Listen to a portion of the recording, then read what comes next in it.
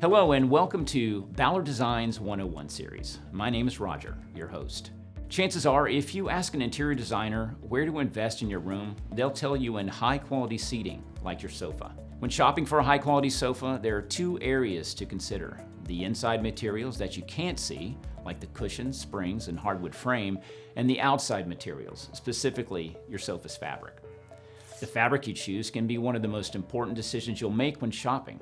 A durable, easy-to-clean fabric will ensure your sofa looks great and holds its shape for years and can be easily cleaned when the need arises. In this episode, we'll be walking you through the anatomy of a sofa's fabric, which options look and perform the best, and why we believe that performance fabrics are a smart investment. And if you like this video, be sure to click the like and subscribe button below for even more great home decorating content from Ballard Designs. And with that, let's dive into sofa fabrics.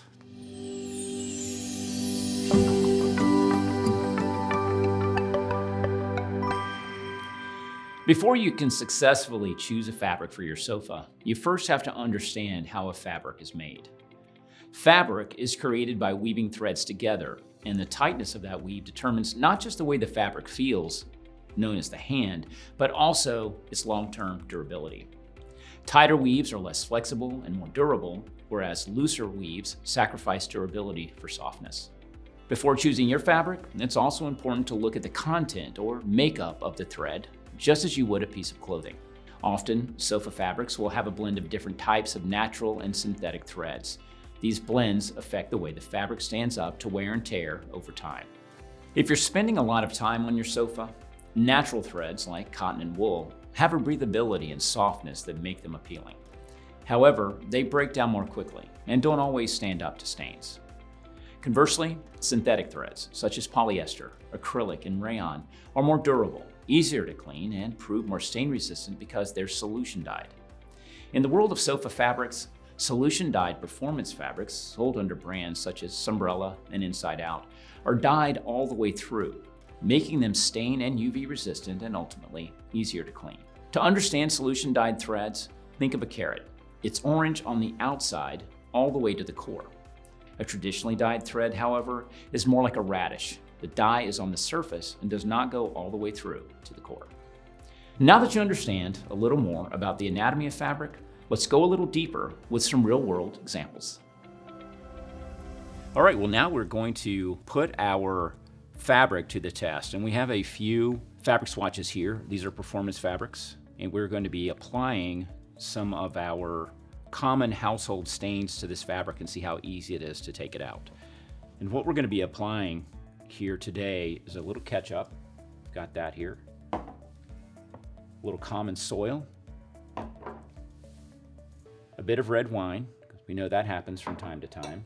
We're going to try those markers out here in a moment, deal with that, get these guys off to the side. And the other things that we have here to clean with, we have some soft bristle toothbrushes. Very important that it's soft and not coarse. You don't want to do any damage to the fibers when you're cleaning, so make sure that that's soft. We're not going to be scrubbing it really hard here today. Just some water in a spray bottle. Water with a little dish soap applied to it. Some isopropyl alcohol we'll use too if necessary. Paper towels for blotting, and also have some towels here for blotting, and finally a blow dryer just in case. So let's start with this ketchup.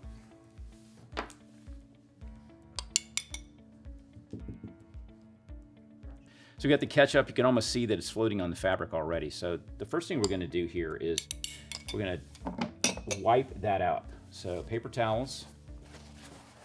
We're going to get off as much of the excess as we can. I'm just taking care not to make it worse by smearing it everywhere, but just try to get that off, the excess. Blot that out. I'm going to go straight for the dish detergent water. This is just a little bit of soap in there, so I'm going to give that just a gentle spray. And this is where we would use the soft bristle brush and just kind of gently work on that.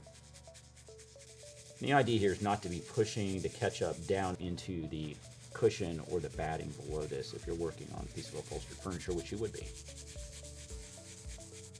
Still seeing a little bit of orange on here, and what I would do here at this point, just to make sure I'm getting that out, I would take the dryer. I've got a blow dryer here, a hair dryer, to Dry that just a little bit. All right, so next we're going to apply some red wine and see what happens here. Make sure I don't get it on anything else.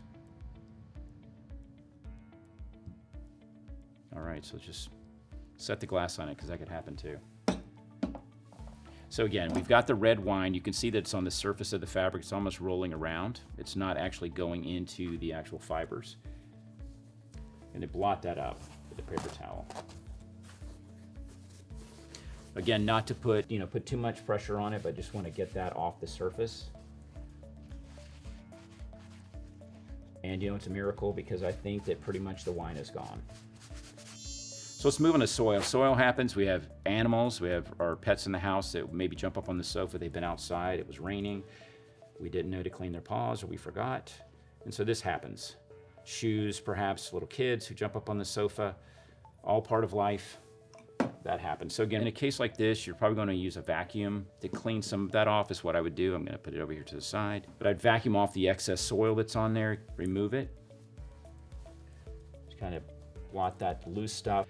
And because this is soil, I'm going to go ahead and dampen that just a little bit with some soap water. Soft bristle brush, lift that up. And just remember the solution dyed fabric is bleachable. Well, this is isopropyl, but you could use a diluted bleach formula on this as well without any danger of taking the color out of your fabric. And I know that sounds scary as you hear bleach and you think it's going to make a white spot. And if you're nervous about that, try it in a hidden part of your sofa and see what you think of how it works. All right, so let's move on to markers. If you have little kids in the house, this is probably fairly common. They're up watching TV and they get out the markers to draw, and you leave the room, and the next thing you know, they've written their name on the sofa. And that's scary. So let's see how easy that is to get out. So again, here's the marker you find in the room. First thing we're going to do is just dampen that just a bit. Gonna work to blot that out. And I sprayed that because the marker was dry. So it had already dried onto the fabric. So use a little bit of water to blot out the excess off the surface. You can see there's quite a bit coming off already. And it's coming out. This is where I'm going to employ the brush again. Loosen some of that out. So the marker is gone.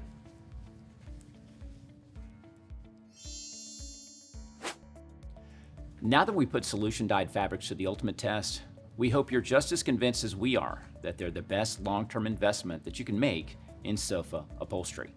As a final tip, we recommend you test drive a fabric before you commit.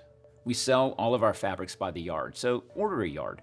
Wrap it around a sofa cushion and live with it for a few weeks. Does your dog's hair show up? Does it hold up to everyday use in your house? And what happens when you spill wine or you spill coffee on the furniture? This bit of preparation and research may save you from an expensive mistake. We hope this episode has helped you find inspiration and build confidence when choosing the best fabric for one of your largest furniture investments. And if you like this video, be sure to like and subscribe to the Ballard Designs YouTube channel. And if you're looking for a deep dive into even more decorating tips and tricks, visit ballarddesigns.com and click on our How to Decorate blog. And know too that we're here to help by phone, online, or at one of our beautiful retail stores.